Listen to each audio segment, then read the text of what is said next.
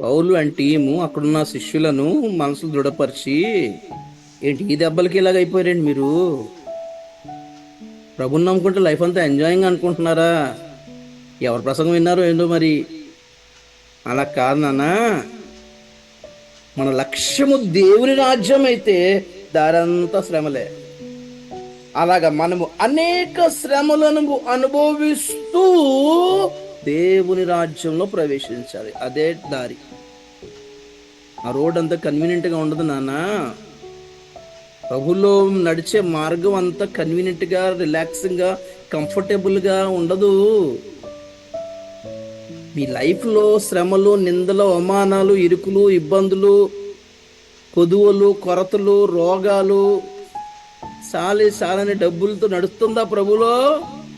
Correct రూట్లో వెళ్తున్నారని అర్థం.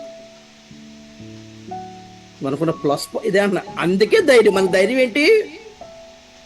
అడుగున్న వ్యతిరేకతలు ఎదుర్కొంటున్నామా, అవమానాలు ఎదుర్కొంటున్నామా, నిందలు ఎదుర్కొంటున్నామా, అందులో మన తప్పేం లేకుండానే